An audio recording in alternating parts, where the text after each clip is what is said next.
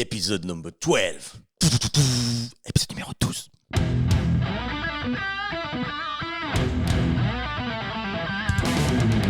Bonjour tout le monde et bienvenue dans ce nouvel épisode du podcast dont tu es le héros. Le podcast où je discute avec des inconnus et qui me permet de prétexte pour raconter ma vie. Et aussi, accessoirement, le podcast le plus régulier du web. Mais je suis trop content, voilà, je suis content de revenir. Je pense que c'est bien aussi, des fois tu disparais et tu reviens quand il y a l'envie. Tu te dis tiens, ça fait longtemps que j'ai pas dit de la merde dans un micro avec des inconnus. Et j'ai envie de le faire. Donc voilà, donc ça me fait trop plaisir de vous revoir. Enfin non, de vous reparler, parce que je vous revois pas. Et voilà, entre-temps, qu'est-ce qu'il y a eu ? Ben non, je vous ai quand même publié un petit passage de stand-up sur la religion, notamment les signes de là-haut. J'ai eu plein de bons retours, donc merci beaucoup. J'ai même eu un article dans Chrétien Magazine. Est-ce que ça... Chrétien Magazine, s'il te plaît. Le magazine que lit Dieu, en fait, le matin quand il se réveille. Chrétien Magazine, que se passe-t-il ? Tiens, une nouvelle prière, je connaissais pas celle-là. Voilà, plein de bons retours là-dessus. Je vous ai fait aussi un gros vlog sur la Réunion et ça m'a fait trop plaisir, qui marche bien d'ailleurs et que j'ai eu plein de bons retours là-dessus. Ça m'a vraiment fait plaisir. Au début, je l'ai fait un peu pour moi parce que c'est un vlog qui durait 48 minutes, je crois, et je me suis dit qui va regarder 48 minutes de mes vacances ? Et je me dis c'est pas grave, je le fais pour moi parce que ça me fera trop plaisir plus tard de revoir cette ambiance, de revoir mamie tout simplement, les souvenirs qu'on a ensemble, les blagues et tout. Et je suis trop content que vous l'ayez apprécié. Donc merci beaucoup pour vos retours. Là, je reviens encore de la Réunion et je suis reboosté et je peux vous dire que c'est vraiment la meilleure île. Voilà, je vous conseille d'y aller. Quand j'étais petit, j'y allais, mais je kiffais pas autant, j'ai l'impression, parce qu'en fait, on restait à Sainte-Rose, là où il pleut, sous un kiosque pendant toutes les vacances. Donc c'était pas pareil. Mais quand t'es grand, que t'as de l'argent et une voiture, la Réunion, c'est un parc d'attractions en fait. Tu peux tout faire, mon gars. Tu vas au volcan, tu vas dans des cascades, tu vas à la plage. Je me rappelle, ma phrase c'était aujourd'hui, où est-ce que je pique une tête ? Où est-ce qu'on va piquer une tête ? Dans quelle cascade ? Dans quel bassin ? On fait quoi, mon gars ? Donc voilà, donc c'était trop bien, ça m'a fait du bien. Là, je reviens, j'ai la patate, je suis trop content de vous retrouver. Ça me fait trop plaisir. Je vais me remettre au boulot. Et voilà, et en plus, je me suis rapproché de mamie. En fait, je trouve que les personnes âgées, souvent, on les calcule comme des personnes âgées. Alors, je vais parler pour moi, je ne vais pas dire on, parce qu'on ne sait pas pour tout le monde, mais moi j'ai l'impression que dans ma tête, voilà, mamie c'est mamie, mais je la connaissais pas vraiment. Et là je suis allé quasiment deux fois d'affilée, là, en 2 ans. Et c'est vrai qu'on a plus parlé, elle m'a raconté son parcours, etc. On a plus appris à se connaître. Et là, j'ai vraiment l'impression que je la connais vraiment, qu'on a créé des vrais liens. Alors qu'en vrai, elle me connaît depuis que je suis né. Donc voilà, juste pour ça, je suis trop content. Les amis, de toute façon, on va garder le thème de la Réunion dans ce podcast-là, et après, promis, je passerai à autre chose. Je vous en dis pas plus. On revient sur le résumé de l'épisode d'avant qui a été tourné en 1984 pour les plus anciens. C'était avec Samba, qui avait un parcours un peu atypique, qui avait fait de la prison et qui était devenu un papa poule, et en même temps, il fait de la bagarre. Et vous avez adoré cet épisode, vraiment que des bons retours dessus. Donc, comme d'hab, on va enchaîner avec les meilleurs commentaires que vous m'avez laissés sur YouTube. Je vais vous répondre. Juste pour rappel, si vous voulez participer au podcast, les amis, il suffit juste de m'envoyer une vidéo sur Insta où vous vous présentez, vous me dites un peu votre parcours, votre âge, d'où vous venez, s'il y a des choses que vous avez envie de discuter, des choses que vous voulez partager, histoire que je vois que vous êtes un petit peu cool et que vous n'êtes pas fou en fait. Donc voilà, n'hésitez pas si vous voulez m'envoyer un petit message. J'ai besoin de filles aussi, j'ai beaucoup de mecs mais pas beaucoup de filles. Et voilà, on revient donc sur l'épisode d'avant, pardon. Parmi les commentaires, le commentaire qui a pu le plus de likes, c'est Cunégonde, et oui, il en faut, qui m'a dit « Je trouve que c'est le premier invité avec qui il y a un vrai échange, avec un point de vue intéressant, mais aussi qui s'intéresse à Seb. Du coup, ce n'est pas que la vie de l'invité, mais un vrai partage où Seb trouve facilement sa place dans la conversation et l'invité et lui laisse la place de le faire. Un vrai bel échange pour moi. Merci Cunégonde. Ça, vous êtes nombreux à avoir dit ça. » Ensuite, il y a Dédé qui dit « Putain, mais cet épisode... » Ouais, faut prendre des voix, sinon c'est pas drôle. « Un kiff intégral. Mon préféré jusqu'ici, Samba est incroyable, humble, sage, drôle, le pote que tout le monde voudrait avoir. Et Seb, toujours au top. Et j'étais là, moi aussi, le soir du débat sur le vaccin et du mec qui a eu une crampe. » Oui, petite parenthèse, j'ai fait une vidéo sur ma chaîne où, pendant mon spectacle, il y avait un mec qui s'est levé, qui avait une énorme crampe. Et après, on a fait un peu d'impro à la fin, où on a discuté du vaccin et tout. Et vous n'avez pas kiffé parce que j'ai eu là les commentaires d'Antivax qui m'ont dit c'est pas normal de faire ça, c'est pas ton travail, t'as pas à faire ça, toi t'es un rigolo, tu dois faire des blagues, reste dans ton domaine, ouais mec, bien parlé, bien envoyé. Et voilà, et donc Dédé dit et j'avais jamais vu une queue pareille, sans mauvais jeu de mots. Donc Seb, si t'es pas au courant, je te l'apprends, ça y est, t'as percé mec. Et dis-toi que si les gens ne remarquent pas à quel point tu travailles, c'est parce que tout ce que tu fais est tellement bien et que ça paraît aller de soi, c'est la marque des grands. Ouais Dédé, merci. La fin, un peu trop gentille, mais merci. C'est vrai que j'avais parlé de ça, je crois, dans l'épisode d'avant. J'avais dit les gens ils disent que je bosse pas alors que je bosse. Et je pense que la vérité, elle est au milieu. Ça veut dire qu'il y a des moments où je bosse grave et il y a des moments où clairement je fais rien. Et pareil, percer, pas percer. Clairement, je suis pas une star. Et d'un autre côté, je peux plus trop me plaindre maintenant parce que je remplis une des grosses salles, genre 400 places au République à Paris. Et c'est énorme. Et ça fait bientôt 1 an que ça dure, même plus que ça. Donc, ouais, les choses ont évolué aussi depuis le début des podcasts, depuis le début des vidéos. Donc, voilà, je suis trop content. On a Drix qui dit j'ai adoré ce podcast, un des meilleurs, en tout cas un des plus intéressants pour moi. Regardez en une traite, dans un camion, comme d'habitude, un mec adorable qui a l'air sympa. Moi, dès que tu dis dans un camion, j'ai l'impression que tu vas kidnapper des gens. Moi, quand je kidnappe des enfants, j'aime bien écouter le parcours des autres, savoir un peu les choix qu'ils ont fait, que j'aurais pas fait.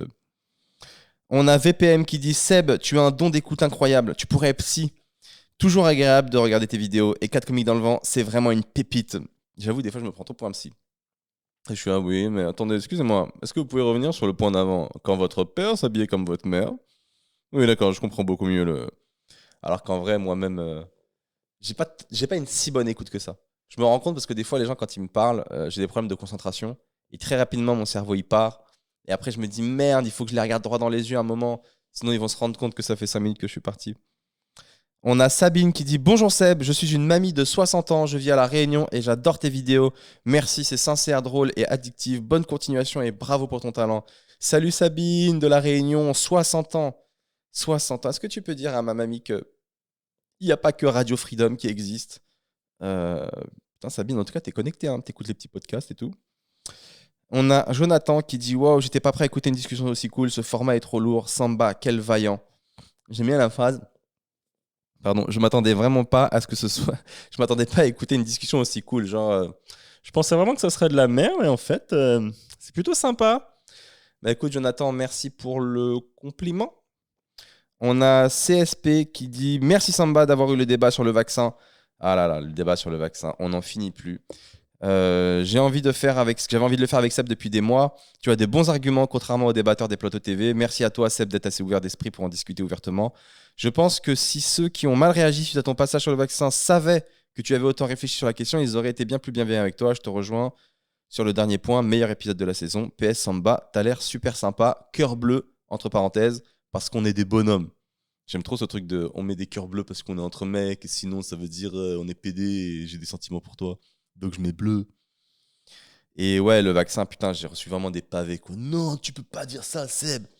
Tu verras dans 1 an. Au début, on me disait ça. Tu verras dans 1 an les effets secondaires. Tu verras dans 1 an quand vous allez tous mourir. Donc ça veut dire qu'il y a des gens, ils pensaient que il serait genre que 10% de la population à survivre et 90% seraient morts du vaccin. Toujours pas. Après, c'est passé à tu verras dans 2 ans. Et maintenant, ça passe à tu verras dans 80 ans quand tu vas mourir du vaccin. Ouais, je pense que dans 80 ans, on va tous mourir de base. Michel Pierre Endour qui dit merci Seb, c'est toujours un plaisir, je te suis depuis le Sénégal, à défaut de pouvoir vivre un de tes spectacles en vrai, j'espère participer à un de tes podcasts. Et ben pourquoi pas Michel, bis à toi du Sénégal, j'adore le Sénégal et bravo, je crois qu'ils sont en finale. J'ai un pote John Soulo là qui vient de prendre l'avion pour aller voir la finale, une mission pour lui et j'espère qu'il va y arriver. Et quoi d'autre? Et non, et le Sénégal trop bien, j'embrasse Émile et Marshall qui étaient mes guides quand j'avais été là-bas. On a trop rigolé. Franchement, bête de souvenir. Frédéric Nazuti qui dit bravo Seb pour ce podcast. Il permet de connaître des gens de toute origine, toute classe, tous horizons, inconnus, voisins. On se rend compte qu'il y a des vrais héros là où on ne les attend pas. C'est peut-être ce qui nous manque. Apprendre à connaître, échanger au lieu de se juger pour des raisons obscures. Merci Samba pour les hashtagers. Je suis tellement d'accord. Et ouais, mon gars, c'est pour ça que j'ai fait ce podcast. Et on a Hubert Léonard. Salut Seb, j'étais surpris de t'entendre l'autre jour sur Rire et Chanson. Content pour toi que tu aies réussi à faire ce qui te plaît dans la vie, du stand-up. Je t'entendais déjà en parler dans tes années lycée à Balzac. Bonne continuation. C'est vrai que ça me parle, Hubert Léonard. Je me rappelle de toi. J'espère que tu vas bien. Et j'avais oublié que j'en parlais déjà au lycée de ce truc-là. Je crois pas, moi je crois que ça m'était venu tard. Amandine, l'épisode était super intéressant, je me suis pas ennuyé une seconde, Samba est super courageux, la maturité qu'il a est du vécu est inspirant, il mérite de percer dans le rap. Et il y a Farida qui a mis, c'est plutôt un bien qu'il n'ait pas réussi dans le rap. C'est peut-être ça qu'il fait qu'il est devenu ce qu'il est, une carrière l'aurait accaparé et il ne se serait pas occupé de sa famille autant. C'est ce que l'on appelle des échecs qui sont en réalité des bienfaits. C'est vrai que des fois on n'a pas assez de recul pour voir quand il nous arrive une galère à quel point en fait c'est quelque chose de positif. On s'en rend pas compte. Et à l'inverse, des fois, tu as des merdes qui t'arrivent et dès le premier coup d'œil, tu vois clairement que c'est des merdes, quoi. Ensuite, on a Teddy Tavares qui dit ouais, Samba, je me retrouve tellement en toi, j'espère que tu liras ce commentaire. Mais comme toi, j'étais agent logistique pendant 12 ans. Comme toi, je pensais réellement passer à côté de la vie en faisant des métiers pas gratifiants. J'ai pris mon courage à deux mains, je suis parti, j'ai entamé une formation en vue d'obtenir un diplôme pour postuler à des emplois plus valorisants. Je n'ai qu'un conseil, saute le pas, ose et tu verras, on se sent largement mieux après. Merci Teddy pour ce partage de ta vie et cette expérience. Ensuite, on a Shakir Alif qui dit c'est super sympa d'inviter des gens avec des profils vraiment différents. J'ai trouvé Samba très humain. D'ailleurs, il m'a beaucoup touché avec son histoire. Je pense exactement comme lui sur la plupart des sujets. Et Seb, pourquoi tu lis des messages avec des intonations spéciales? J'ai l'impression que tu imites Nabila quand c'est une femme et Nkaira quand c'est un homme. Bonne continuation. Bah, c'est plus drôle, mon gars. Sinon, c'est juste des commentaires au premier degré, quoi. Sherazade, nanana. Seb, c'est quoi ton objectif capillairement parlant? Parce qu'on a l'impression qu'on se rapproche tout doucement du style Bunaimin, non? Super épisode. Les gars, on va pas se mentir, il n'y a pas vraiment de projet. Je veux juste avoir les cheveux longs, je laisse pousser. Et je découvre l'univers du cheveu long. Je découvre toutes les possibilités. Bientôt, je vais pouvoir les attacher. Bah voilà, ça va être une dinguerie quand je vais attacher mes cheveux. Je vais tellement être Steven Seagal. Maintenant que je prends des cours de Kung Fu, ça va être trop drôle. Je mets des produits, je mets de l'huile, les gars. Je sais même pas quoi mettre comme huile. Et je mets de l'huile et je laisse comme ça dedans parce que j'ai les cheveux super secs. J'ai les cheveux les plus huileux d'huile de France. Voilà, j'ai des produits qui font boucler. Je fais n'importe quoi, mais ça m'amuse. En plus, je trouve que moi, j'arrive à un âge où tu sais, ça me dérange pas de pas être parfait, de pas avoir la bonne coupe, le bon truc. On bat les couilles. Et on va finir avec le hater du jour. Et en fait, il n'y a pas de hater, les amis, dans cet épisode. Il n'y en a pas parce que vous l'avez tous kiffé. Donc, du coup, on va juste finir avec Charline qui m'a sorti une réplique de Samba qui m'a fait rigoler. Elle a mis mon moment préféré, c'est quand tu demandes à Samba et toi, t'as eu le Covid, c'était comment? Et lui il répond moi, tu connais, je suis un homme. Quand on est malade, on croit qu'on va mourir.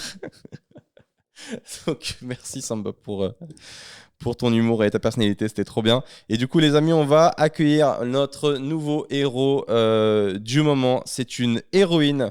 Elle s'appelle Estelle. Elle a 30 ans. Elle est de Toulouse. Salut Estelle, est-ce que t'es là? Salut, ça va super. Yes. Estelle, qui était... En fait, j'ai choisi au hasard. J'ai une liste de gens en attente sur mon podcast que j'ai noté. Et j'ai choisi au hasard. Et il s'avère qu'Estelle est une réunionnaise. C'est-à-dire qu'on reste Ouais, dans le thème du moment. la chance, ça s'appelle la chance. Ça s'appelle la chance, Estelle, tu crois? Ben, bien sûr, c'était le destin, voilà, si tu préfères. Estelle, donc toi, tu m'as dit donc Toulouse et aucune profession pour le moment. Est-ce que tu cherches ou c'est quoi le délire? Alors, en fait, avant, j'étais à Nice et je bossais dans une agence de voyage. C'est Ouais. super d'ailleurs, mais bon, la période fait que c'est pas l'idéal en ce moment. Mm. Et j'ai déménagé à Toulouse là pour suivre mon conjoint et donc j'ai arrêté de bosser et pour l'instant ça va, je prends mon temps, je suis pas pressée avant de repartir Tu sur le profites boulot. de la vie. C'est vrai que des fois, la vie, elle nous met des pauses.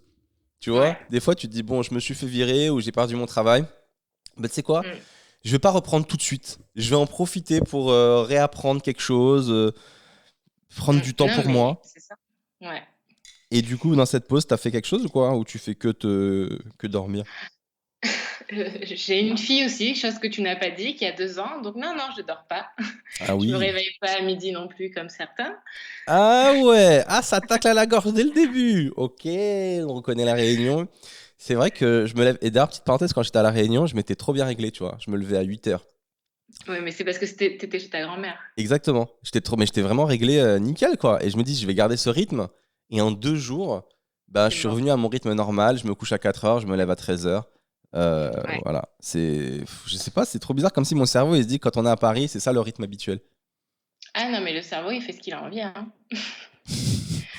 Non, non, non, mais du coup, non, j'ai pas repris, de travail. En vrai, j'attends que ma fille, elle rentre à l'école là en septembre, donc je me dis: «Je vais profiter avec elle et en septembre quand elle rentrera à l'école, je reprendrai le boulot».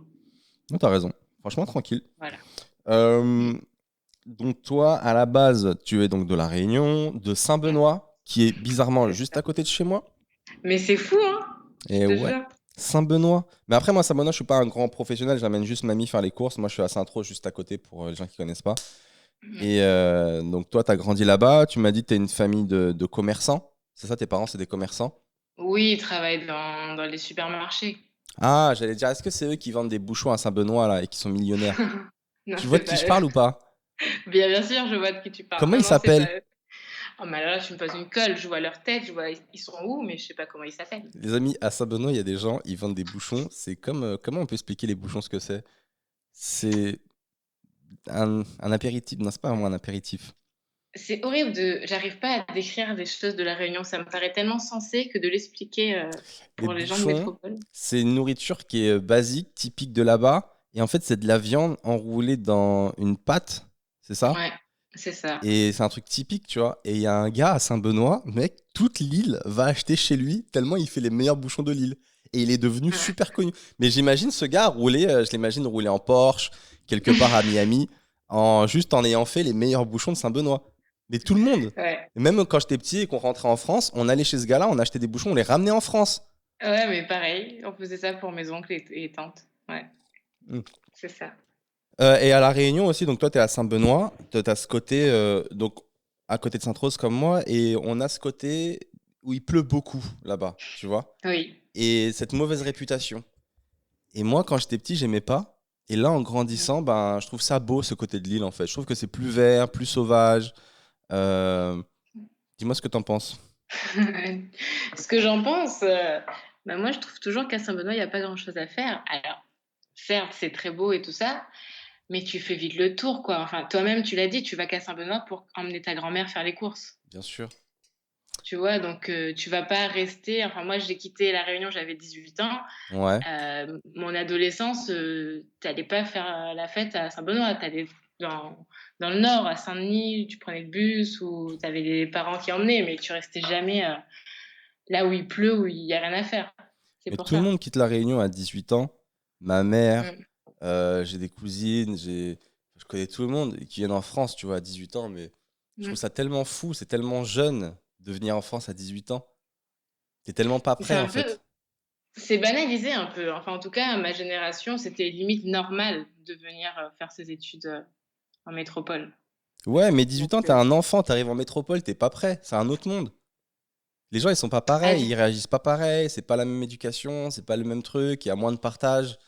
Franchement, Euh, ça dépend des gens. Moi, je l'ai très bien vécu, il y a pas eu de souci, d'autres amis aussi, ça s'est très bien passé. Après, je sais qu'il y en a d'autres qui ont très vite le mal du pays et qui retournent parce que, comme tu dis, c'est pas les mêmes mentalités et tout ça. ouais. Mais Mamie, elle m'a. si oui. Excuse-moi, je coupe 2 secondes. Mamie, elle m'a raconté un truc trop triste. Je lui ai dit, raconte-moi un des moments les plus tristes que t'aies eu dans ta vie ou un truc où vraiment t'étais pas bien, quoi. Et elle m'a Mmh. dit, bah, tu sais, que ma mère, elle est partie à 18 ans, elle est partie en France. Et un des moments les plus Ouais. tristes pour mamie, c'est que ma mère, quand elle est arrivée en France, elle a badé, en fait. Elle a badé, il faisait nuit, elle arrivait en hiver, il faisait froid, il faisait nuit très tôt, etc. Et elle a appelé mamie, elle a pleuré au téléphone pour lui dire qu'elle voulait rentrer, tu vois. Et mamie, elle Ouais. avait pas d'argent pour lui payer le billet pour la faire revenir. Ah, c'est horrible ça, Ouais, en c'est tant trop que triste. mère, elle doit être, ça doit faire mal au cœur. Mm. Et du coup, Voilà, tu c'était le vois, moment joyeux. quand tu me parles du... Ouais, mais pardon. Mais comme tu me parlais, il y en a, ils ont le mal du pays, etc. Ils veulent rentrer. Euh, Oui. Effectivement, ouais, ça peut te faire bader, en fait. Quand tu arrives là, c'est pas le même univers et tout. Les gens, ils sont pas Ouais. pareils. Euh, Après, il y en a qui viennent pour, quelques années et qui savent qu'ils vont rentrer. C'est une expérience un peu qu'ils viennent vivre ou, voilà pour le fun. Moi, franchement, j'étais venue, comme ça pour tester. Il se trouve que je suis encore là, 13 ans après. Mais T'étais c'est parce parti que je pourquoi me comme suis étude, toi, à la base? à la base, j'ai fait des études de marketing Ok. et de communication et ben, la vie a fait que je suis restée parce que, voilà, on rencontre des gens et on n'a pas très envie de rentrer tout de suite, mais peut-être qu'un jour, je vais rentrer. D'ailleurs, je trouve que la plupart des gens qui viennent, ils rentrent vers, la fin de leur carrière ou quoi, Ouais. pour finir leur beau jour là-bas. Là, quand j'étais à La Réunion, là, je parlais avec les parents d'une pote et ils me disaient que eux, ils veulent peut-être finir leur jour en France, Ah ouais? dans le sud de la France. Et je leur dis, je crois que vous faites une erreur. Je crois que vous réalisez pas comment vous êtes Ah bien ouais? là. Ils ont une bête de maison avec vue sur la mer et tout. Et ils veulent venir en France, mais je crois pas. Je crois pas que c'est le bon sens. Je pense que c'est l'inverse qu'il faut faire, comme tu as dit. Tu fais ta vie en France et tu vas finir à La Réunion. Ouais, c'est plus logique. Mais, et du coup, ouais, donc toi, t'es parti, t'es venu, t'as fait tes études, etc. Et jamais eu envie de revenir entre-temps. C'est ouf.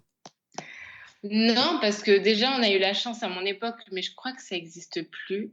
Pendant mes études, on avait le conseil régional de La Réunion qui nous payait, bon, selon les ressources de ta famille, mais qui nous payait, le billet d'avion, pour rentrer une fois par an.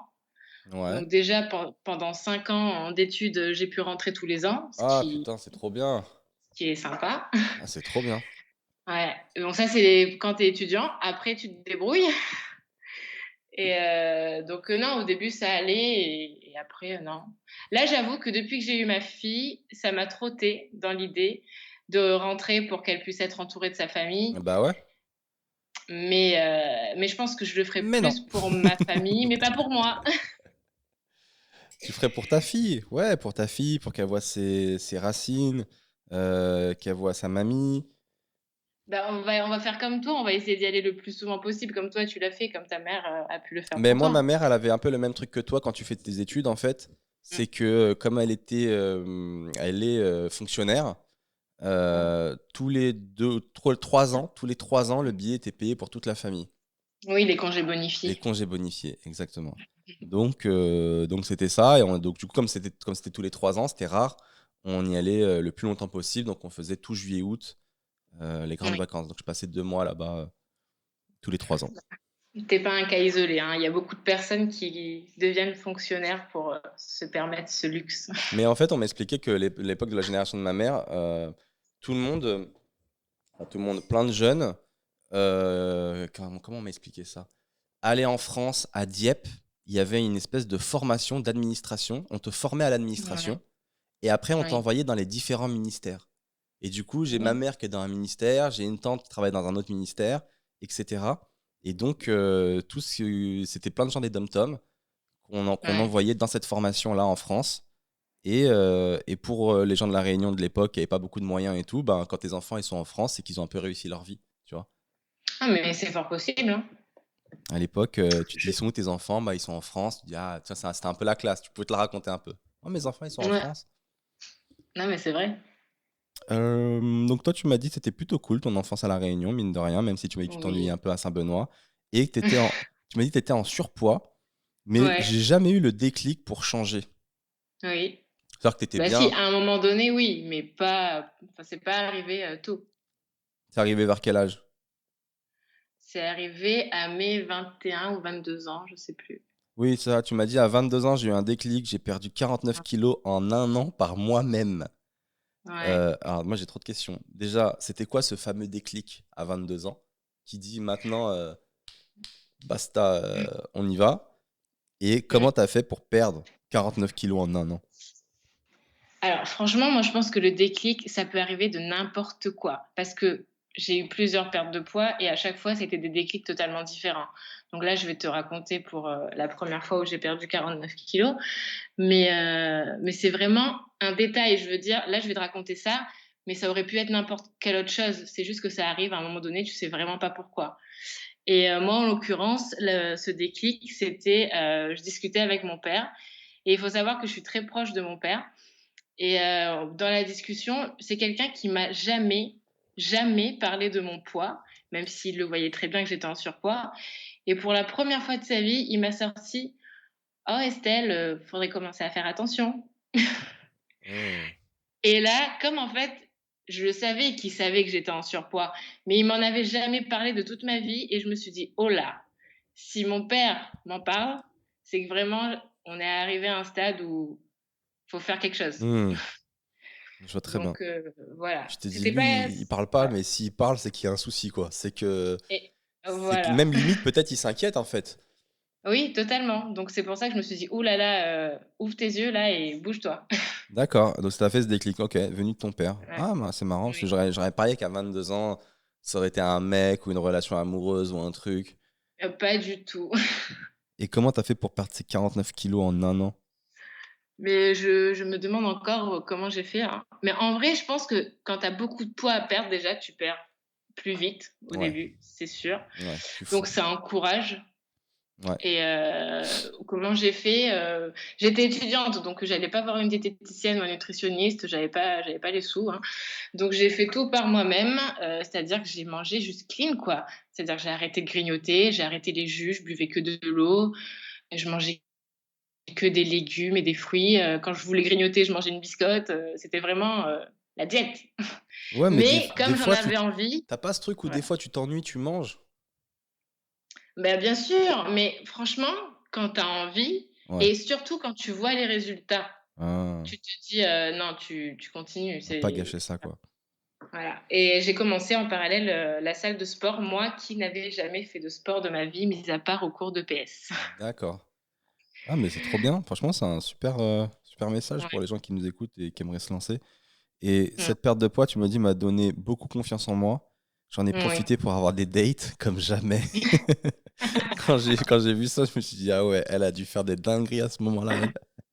Wouh! Avec mon nouveau corps. Po, po, po, po, po, Oui, c'est po. trop ça. Po, po, po. Sérieux, tu as une nouvelle Ah confiance en ouais. toi? Ah ouais, non, mais clairement. Mais je pense que toutes les personnes qui ont perdu du poids, enfin, il y a un truc qui se réveille en toi. D'ailleurs, il y a souvent des gens qui sont en couple, quand ils perdent du poids, Ouais, quand l'une des personnes perd du poids, souvent ils se séparent parce que mais vraiment non. tu as un regain, beh, bien sûr, tu sais pas? Non? Tu Ben sais pas, tu si, dis ça comme si c'était normal, ça arrivait à tout le monde. Ah ouais, tu pas au courant? Tout le monde sait ça? Non. Moi, ça je c'est pensais parce que j'ai regardé beaucoup de ils reportages. se séparent pourquoi du coup?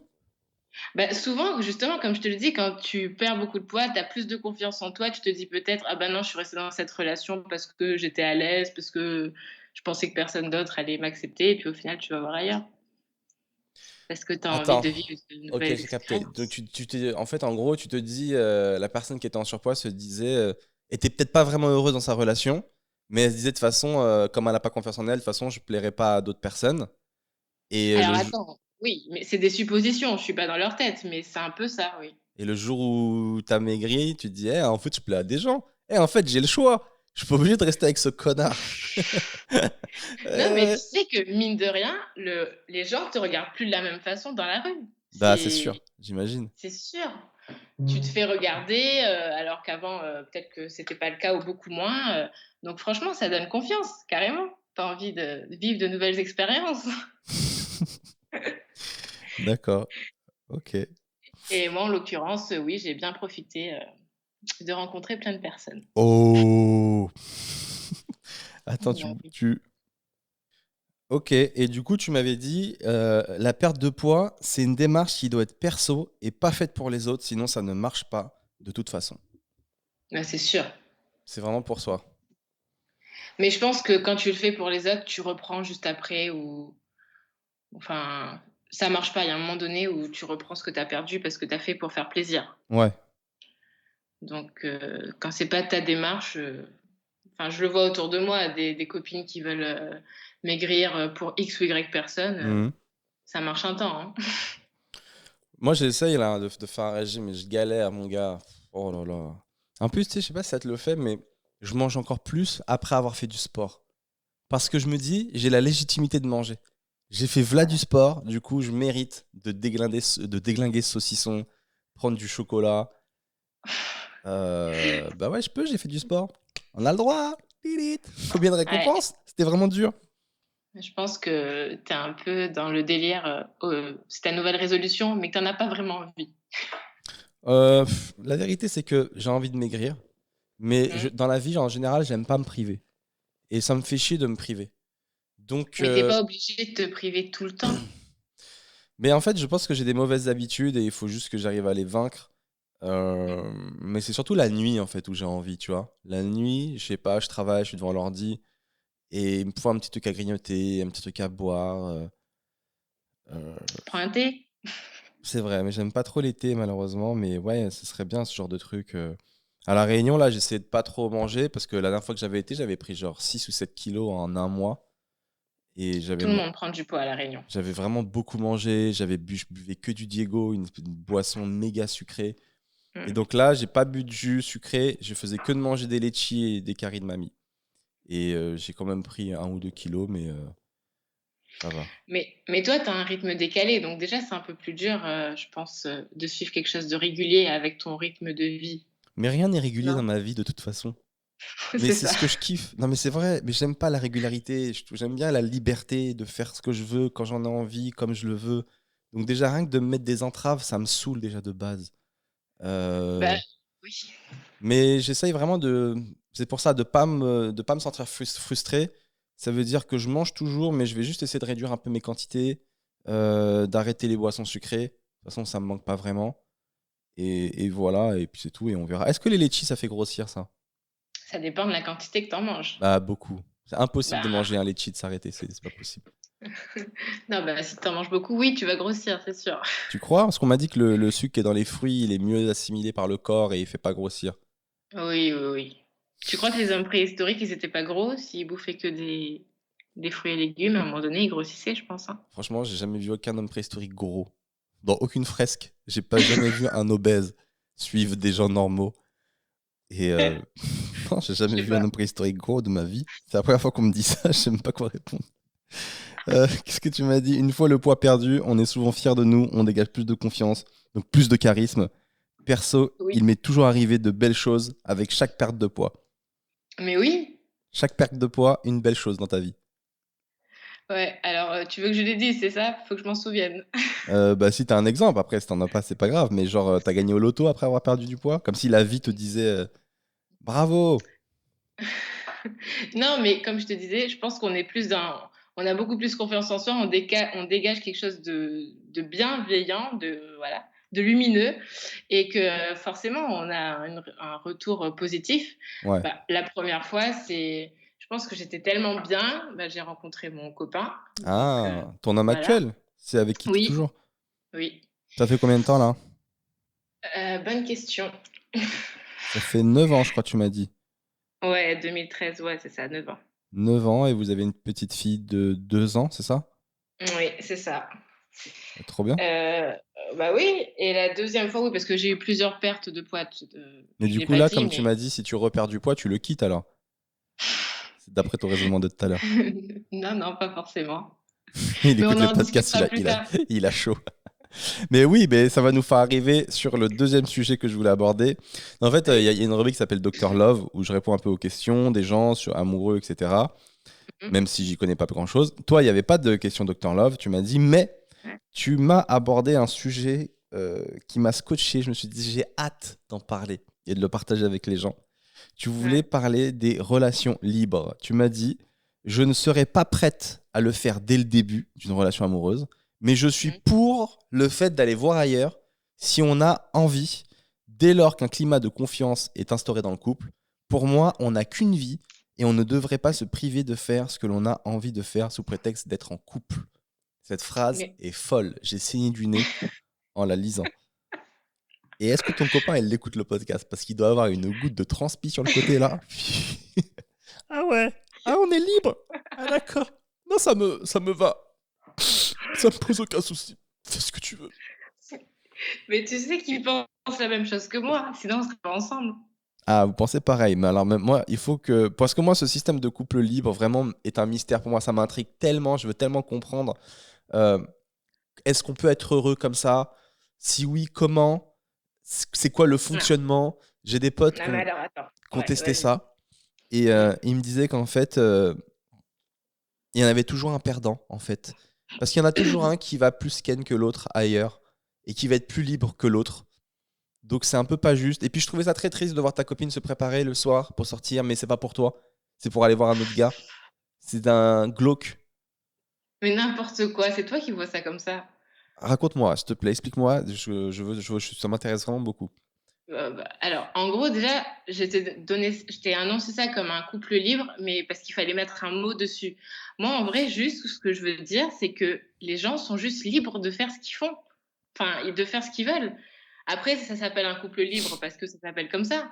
Mais comme je te dis, des fois que dès lors que la confiance est instaurée dans un couple, eh ben, c'est bon, si tu veux aller voir ailleurs, franchement, ça va créer des frustrations.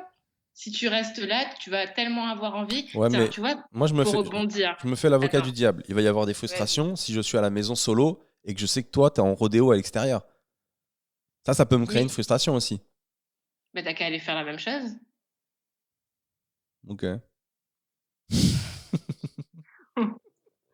Et si personne Non, veut, en fait, si je suis moche, beh, je fais comment? bon, bah, là, c'est une autre histoire, hein, j'y peux rien. Mais il y aura toujours quelqu'un, arrête. Parce que toi, t'es là, t'es libre. Moi, j'ai envie d'être libre, mais j'ai pas le choix, j'ai pas d'occasion. Mais c'est pas une compétition, c'est Hmm. juste un jour, tu vois, moi, la dernière fois, je suis sortie, dans un bar avec une copine et on en discutait justement de cette, Elles en conversation, pensent quoi, tes qu'on a potes? actuellement. Elles sont comme toi ou elles sont Ça normales dé et ça dépend équilibrées? lesquelles. Je rigole.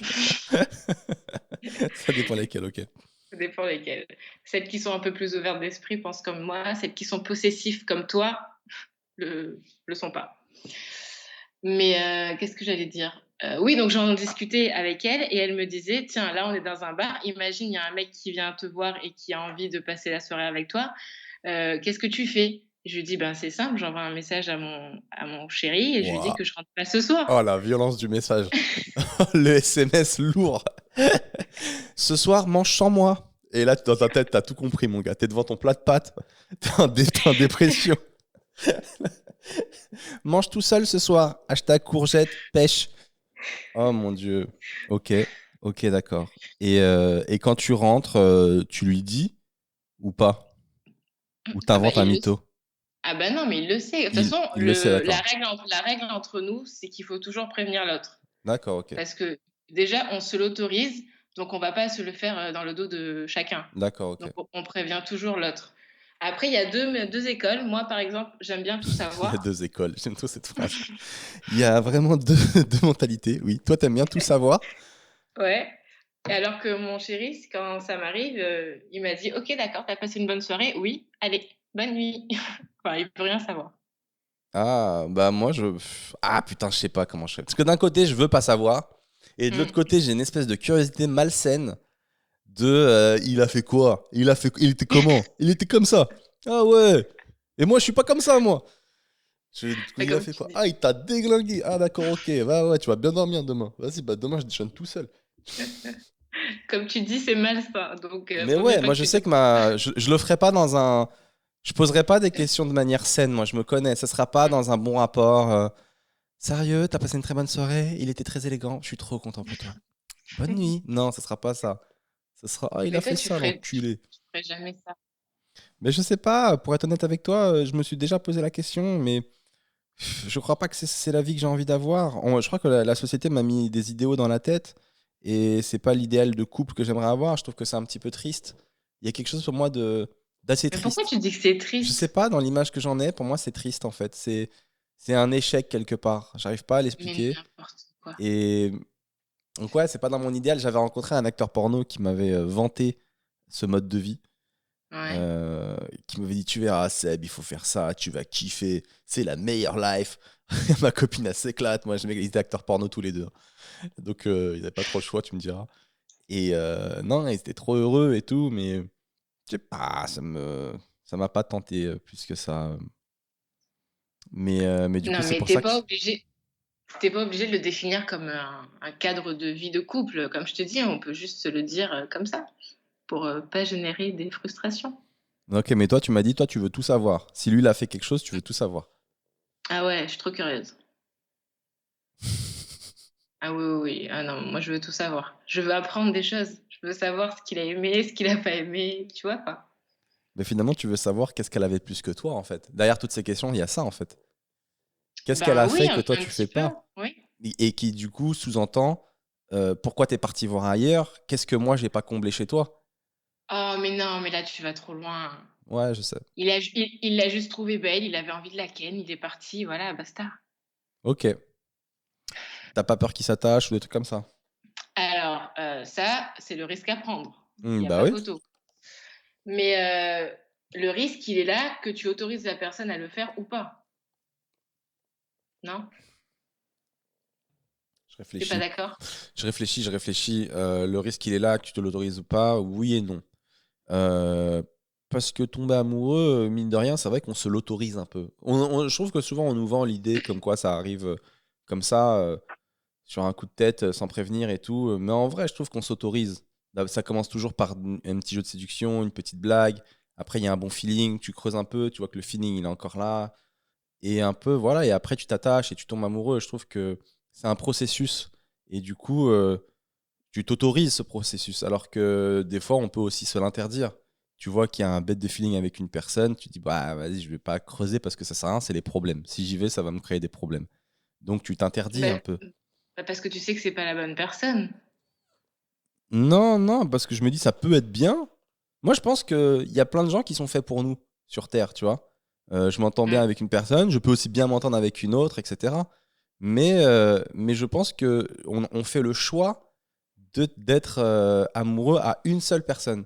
Je fais le choix d'être avec cette personne-là, je suis amoureux, je veux cette complicité, je la veux qu'avec elle.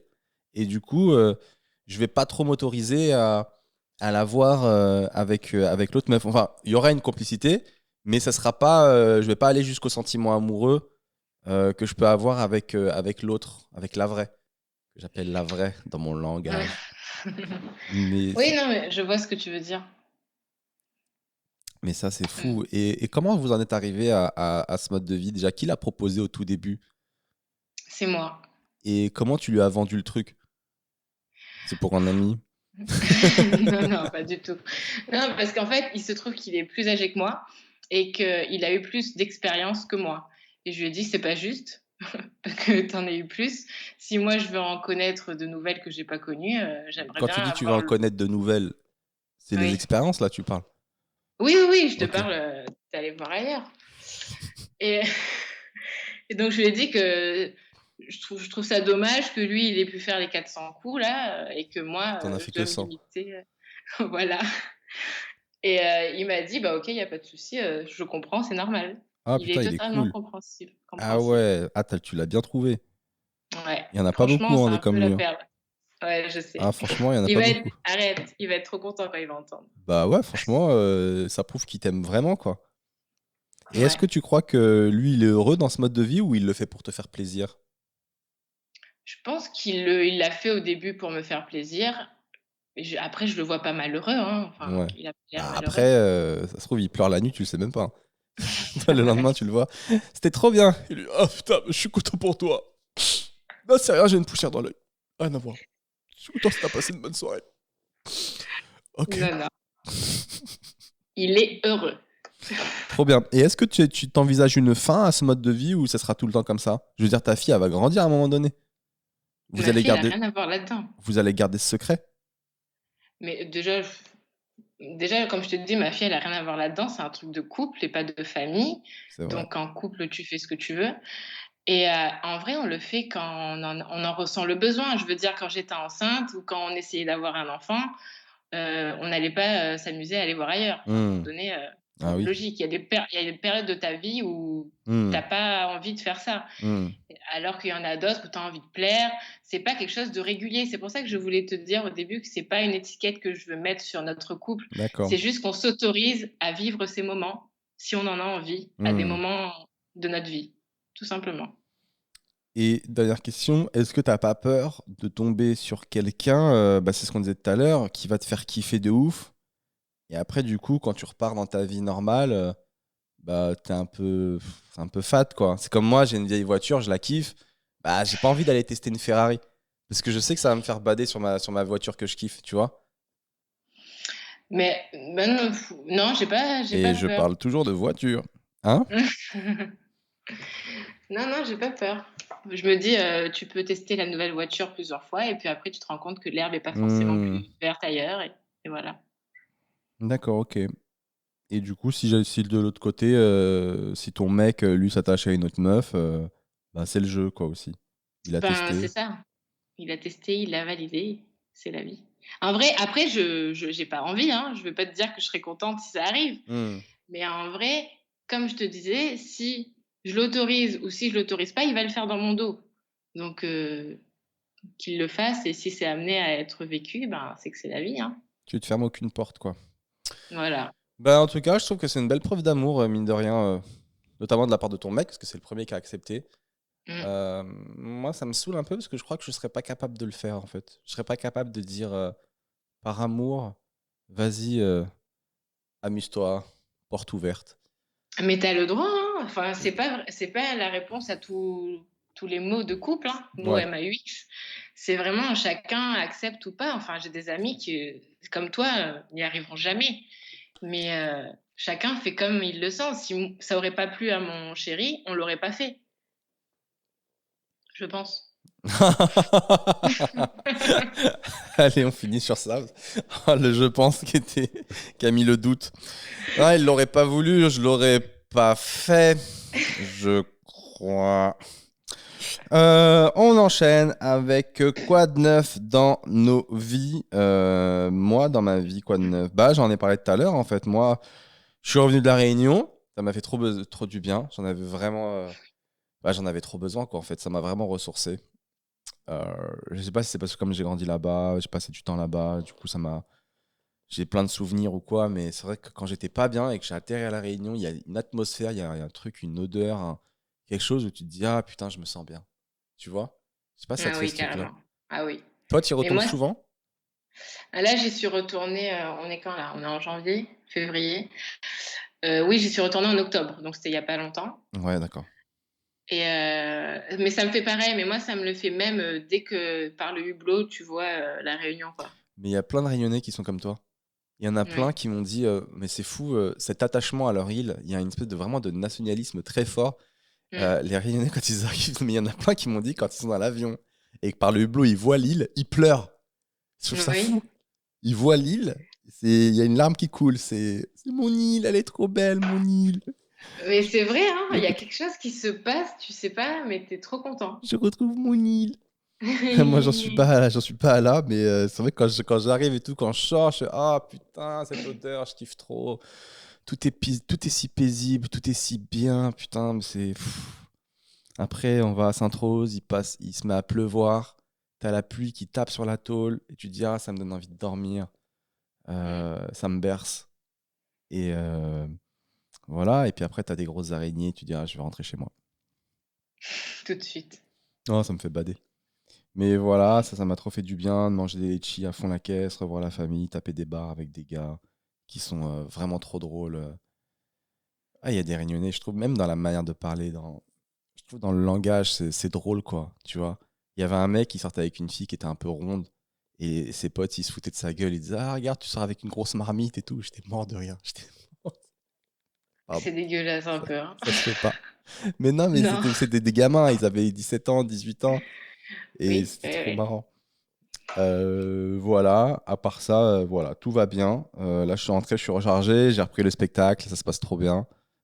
Faut que je me remette Ah, au je viens boulot. te voir, dans 3 mois. Dans 3 mois? Ouais. Où ça? À Toulouse, chez moi.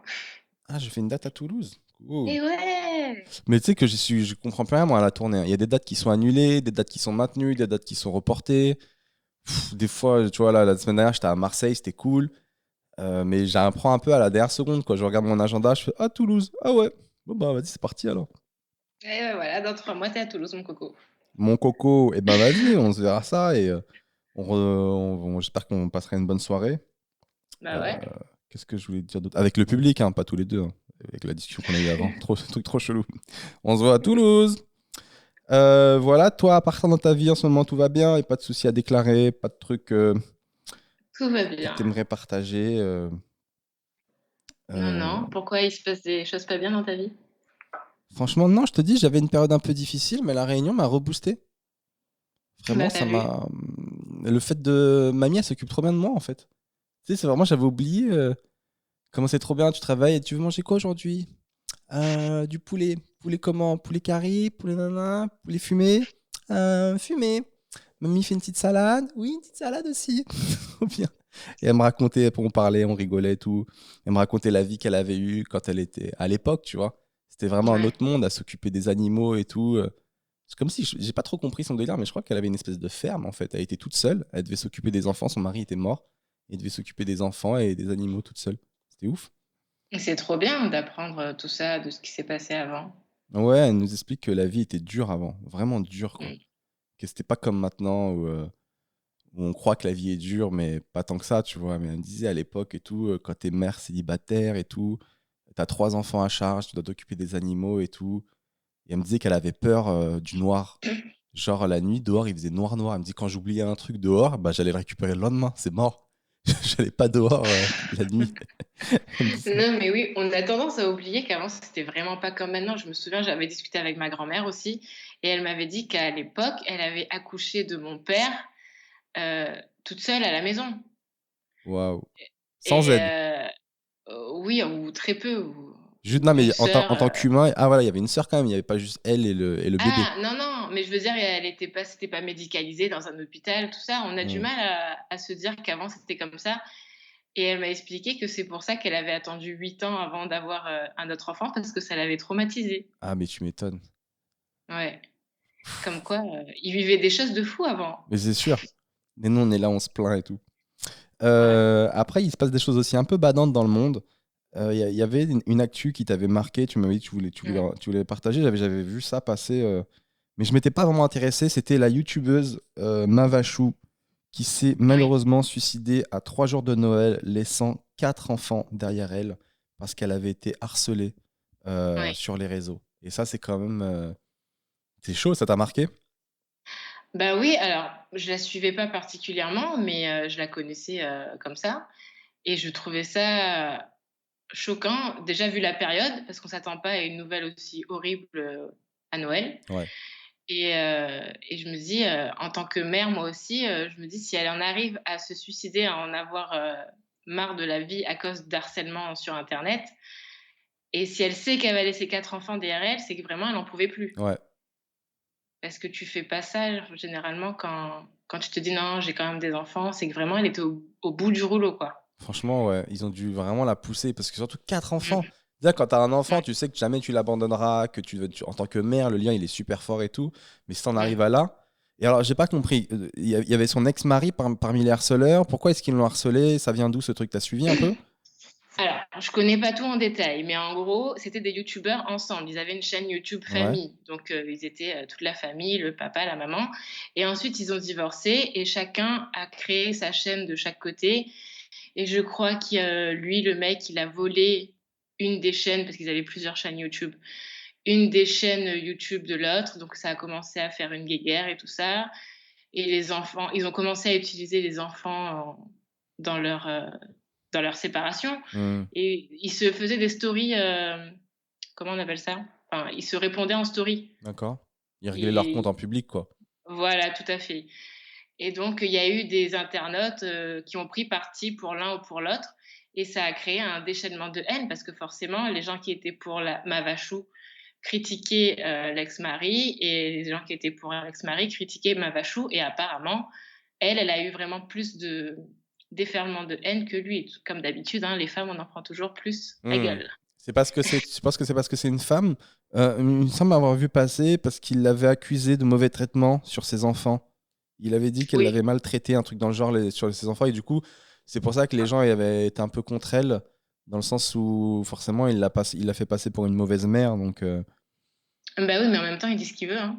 oui, oui, c'est sûr, c'était sûrement pas prouvé. Personne n'est là Et pour vérifier. Ouais. t'imagines le poids que ce gars il doit avoir sur les épaules maintenant? Parce qu'en vrai, Ouais. il est un peu responsable, hein. Ben, clairement, mais il y a une enquête en cours là, j'ai vu, mais ouais, franchement, j'ai du mal à comprendre comment tu peux faire ça, parce que ça reste la mère de tes enfants, quoi. Totalement. Et peut-être il disait qu'elle allait pas le faire. Et elle s'est dit, j'avais vu un truc où elle avait dit, de toute façon, si tout le monde pense que je suis un monstre, ben, c'est que j'ai rien à faire là. Et c'est vrai qu'en fait, ce qui te pousse dans les pensées suicidaires, c'est souvent le regard des autres. Quand tout le monde Mmh. te rappelle que tu es tel type de personne, que tu es une mauvaise personne, que t'es pas bien, tu te dis, bah, ils ont peut-être raison. Peut-être que, peut-être que je mérite pas d'être ici. Et t'as Mmh. déjà eu des pensées suicidaires, des périodes un peu sombres, des mauvaises idées? Ah, pas du tout, mais moi, je pourrais jamais me faire du mal. Sérieux? Bah oui, c'est vrai que Ah j'ai non. remarqué que tu as une passion à te faire du bien, que c'est même devenu une philosophie de vie dans le couple. Se faire du bien, Heu, donc se faire du mal. Non, très peu pour moi. Mm. Non, vraiment, je peux pas. Moi, je me brûle, j'ai envie de pleurer. Non, non, je pourrais pas me suicider, c'est pas possible. J'avoue, moi, j'ai déjà pensé, mais plein de fois, mais que je Mmh. pourrais jamais le faire en vrai. Je baratine et tout, j'aime bien me la jouer, mais au final, je pourrais pas. Mais c'est vrai que je comprends cette idée du regard des autres, etc., qui te pèse.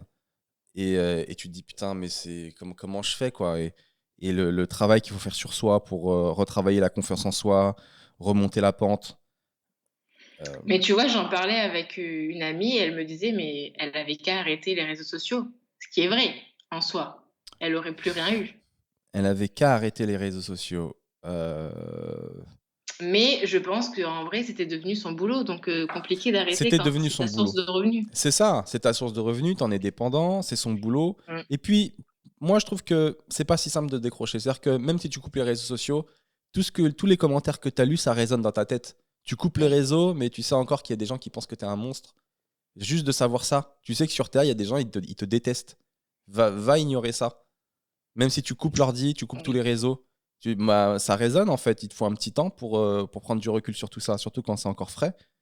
C'est pas Ah si mais simple que ça, je c'est pense. encore pire, c'est encore pire quand tu restes parce que ça continue tous les jours, Ben ouais. tu vois? C'est un peu, le chat qui se mord la queue, hein. Ouais, mais franchement, c'est vrai que quand tu passes à l'acte, c'est que vraiment. Mmh. Moi, je m'étais dit, non, mais moi, de toute façon, jamais je me suiciderai en vrai. J'en parle en rigolant et tout, mais j'aurais jamais le courage. En plus, c'est mal vu dans la religion. J'ai vu que t'avais pas le droit, normalement, Dieu, il veut pas. Mais il y a des moments où j'étais vraiment pas bien, où je me dis, tu sais quoi, je vais me suicider, je vais expliquer à Dieu que j'ai pas eu le choix.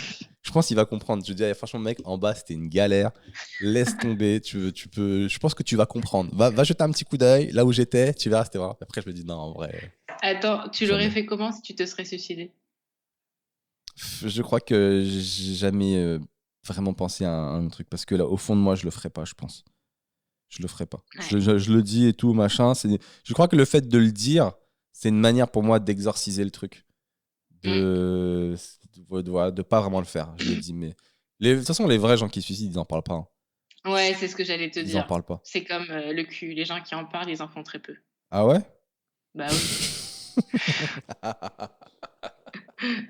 Les gens qui en parlent, ils en font très peu. C'est vrai en plus Bah ça. oui. Ça m'est déjà Bah arrivé oui. d'avoir tombé sur des meufs avant qui me disaient, tu vas voir, je vais faire ça. Après, je vais faire Ouais, tu ça. vu? Après, je vais faire ça. Et en fait, rien du tout. Voilà. Enfin désolée, j'ai dérivé.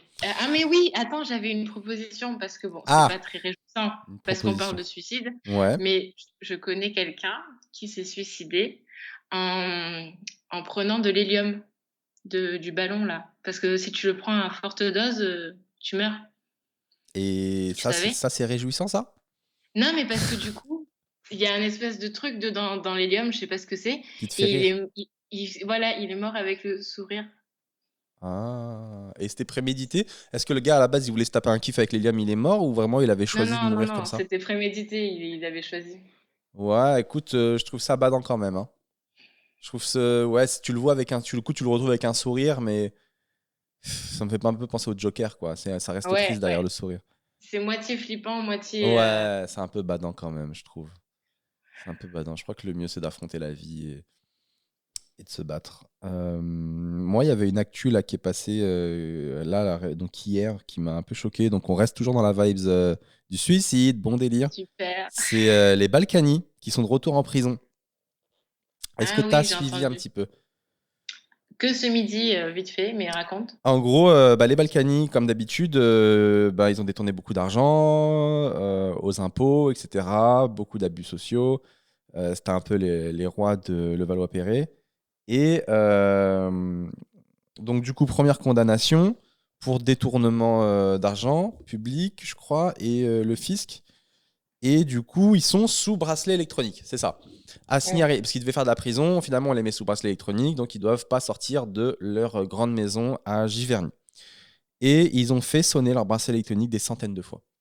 À chaque fois, ils avaient des bonnes excuses. Fallait ouvrir au facteur, fallait faire rentrer les chiens, fallait, je sais pas, aller faire les courses.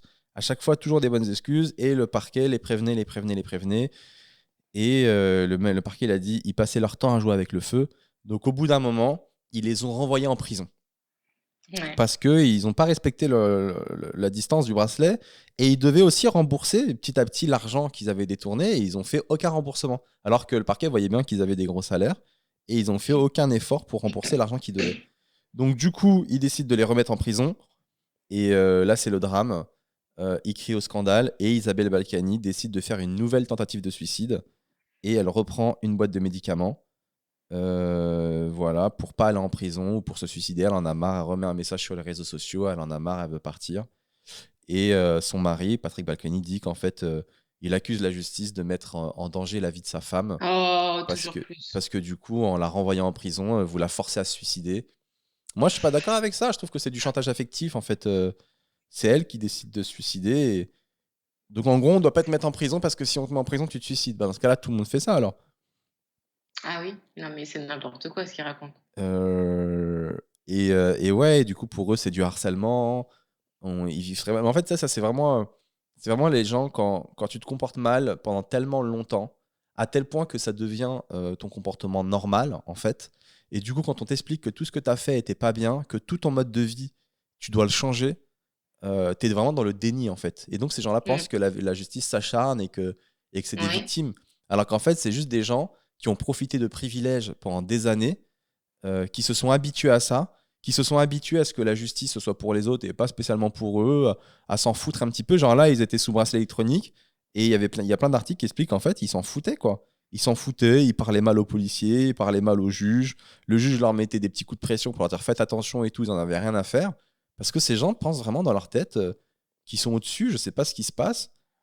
Et du coup, ben, quand la sanction arrive, ils comprennent pas et ils ont envie de mourir. Ah, ça m'énerve les gens comme ça, faut pas m'en parler longtemps parce que les gens qui se croient au-dessus de tout comme ça, j'ai un peu du mal moi. Ben, c'est des privilégiés, en fait, qui ont Ouais. pas l'habitude qu'on leur enlève leurs privilèges. Mmh. Ok, bah écoute, voilà, on a deux actus plutôt plus ou moins badantes de la semaine.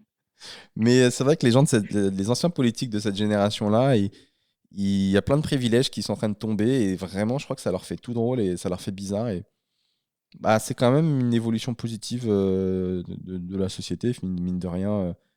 Il y a un peu moins de passe-droit, quoi.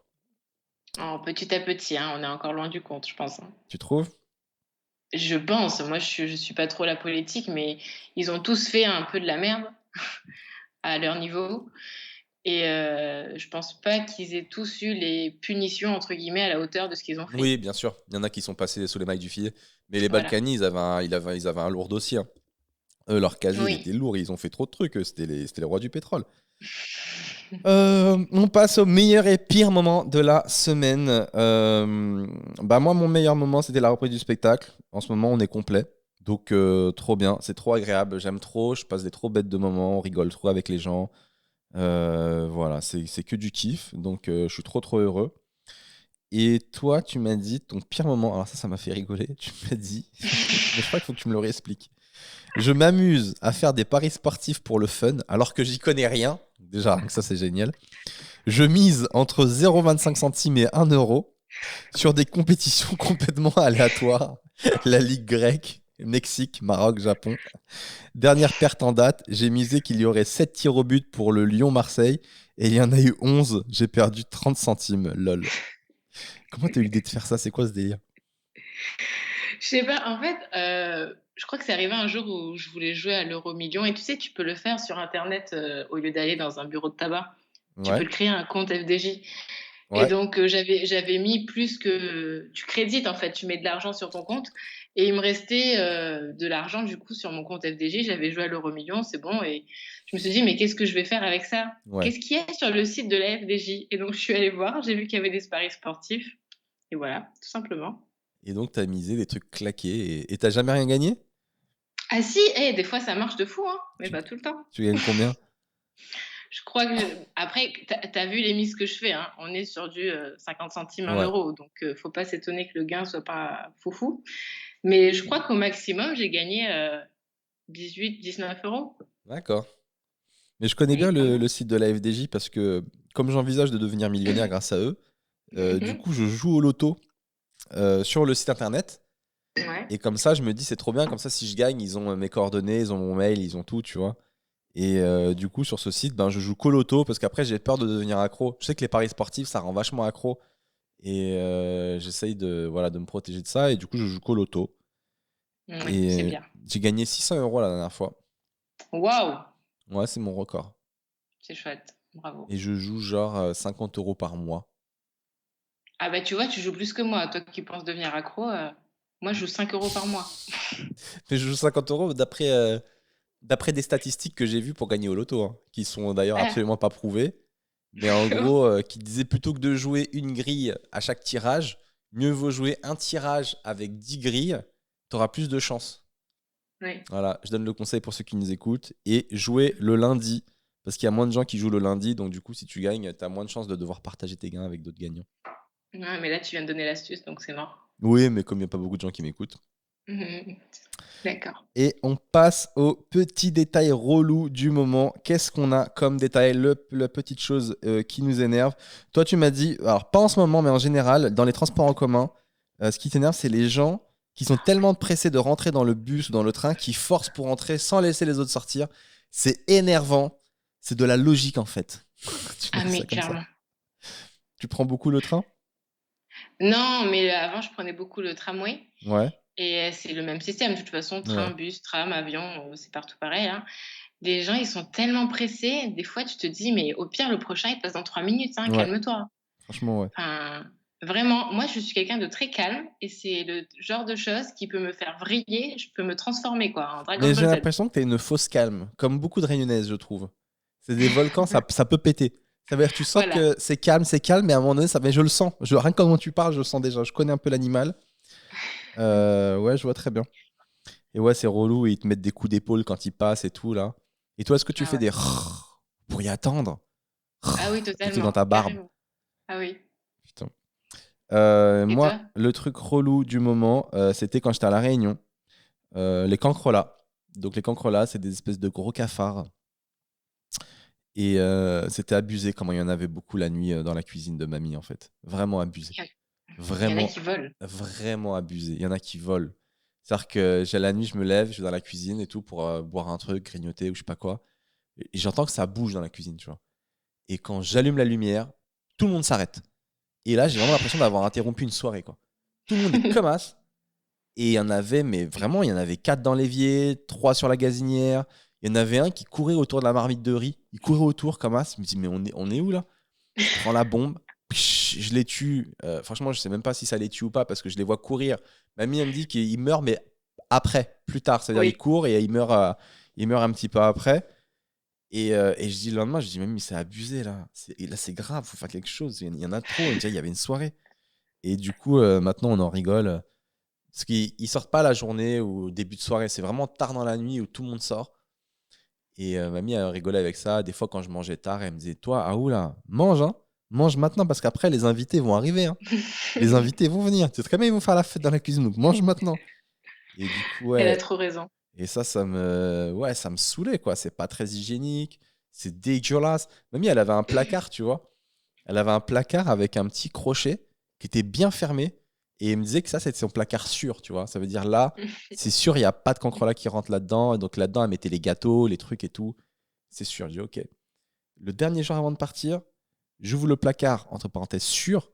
Et je vois une petite patte de cancrelat qui dépasse du fond là-bas, sur le rebord là-bas. Une seule qui est passée dans un petit recoin, tu vois. J'ai dit, mamie, je crois ton placard là, il est pas sûr. Au fond là-bas, j'ai cru voir. Elle me dit, ah ouais, elle met un petit coup de bombe.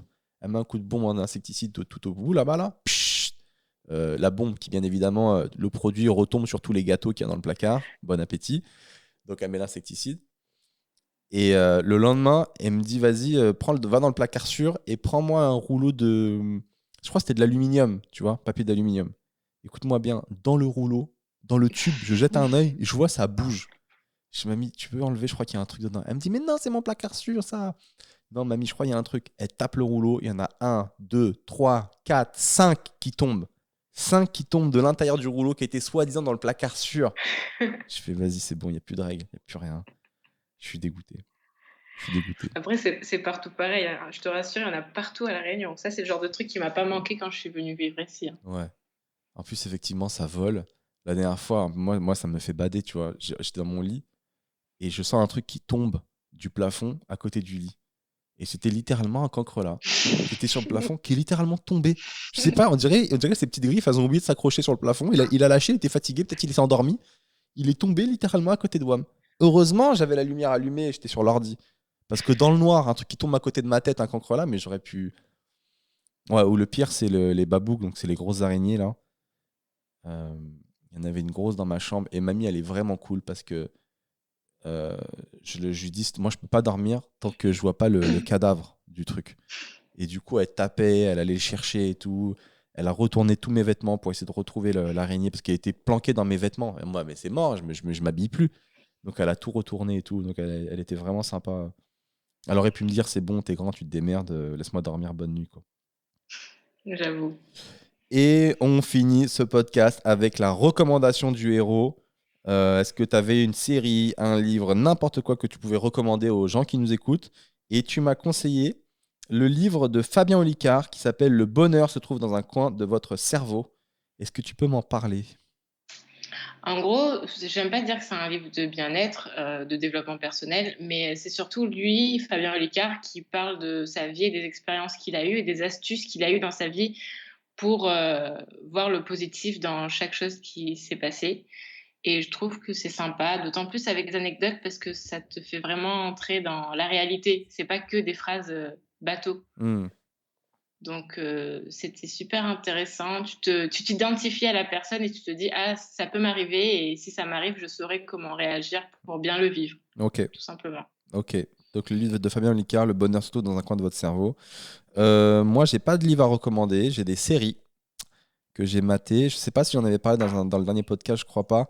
C'est Mister Robot sur Netflix que je viens de finir, qui était une série qui avait cartonné en 2015 et j'étais passé à côté. Et là, elle est sur Netflix, je l'ai fumée. La saison 2 est un peu relou, mais en gros, c'est vraiment une tuerie en termes de réal, en termes de jeu. C'est avec Rami Malek qui joue un hacker. Tu l'as vu? Non, mais je connais l'acteur et j'aime bien. Mais il est génial dedans. C'est la série qui l'a révélé. Il faut absolument que tu ailles le voir. Mmh. Parce que je peux pas te spoiler, mais c'est un hacker et il y a plein de rebondissements, il y a plein de trucs. Et Mister Robot, vraiment, je vous le conseille. Et on a la Casa des Papel. Casa des Papel, je sais que ça fait débat. Soit on aime, soit on déteste. Moi, perso, gros fan, je trouve que c'était génial du début à la fin. Là, ils ont sorti la dernière saison, je trouve que ça finit en beauté. On reste dans la même vibes que toutes les autres saisons. La même énergie, toujours aussi bien écrit, moi je trouve, bien joué aussi. Est-ce que tu as suivi un petit peu ça ou t'es passé à côté? Ah, pas du tout. Ça me dit rien. Peut-être qu'un jour ça me dira quelque chose, mais pas pour Tu en l'instant. as entendu parler? Ah, mais bien sûr, tu peux pas passer à côté. C'est clair. Tout le monde en parle. La Casa de Papel. Donc en gros, c'est une équipe qui font un braquage dans la fabrique de monnaie d'Espagne. Et j'en dis pas plus. C'est une équipe avec le professeur qui a fait un plan en amont et tout. Et la fin est absolument dingue. Donc voilà, c'était mes deux recommandations. Et on Mais attends, passe. Seb, Oui. c'est bizarre que t'aies pas parlé de Cobra Kai. J'ai vu qu'il y avait la nouvelle saison. Putain, comment j'ai pu oublier Cobra Kai? Heureusement que t'es là. Je sais, je sais. Effectivement, Cobra Kai, j'ai regardé Cobra Kai. Alors, que vous dire sur Cobra Kai? Bon, la dernière saison, tu l'as vu toi la dernière saison? Non, mais je me suis tapé la première saison à cause de toi, parce que mon mec a voulu regarder. Et alors, vous avez aimé? Ouais, franchement, c'était rigolo. C'est pas à prendre au premier degré Cobra Kai. Donc Cobra Kai, en gros, pour ceux qui connaissent pas, c'est la suite de Karate Kid, le film des années 80 qui est sorti.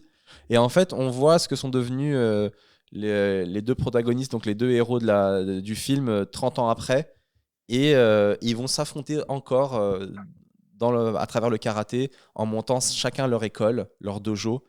Et Cobra Kai, c'est l'école des méchants dans le film de l'époque. C'est une école où on t'apprend à taper le premier, à être sans pitié. Et voilà, et les Cobra Kai, c'est les méchants.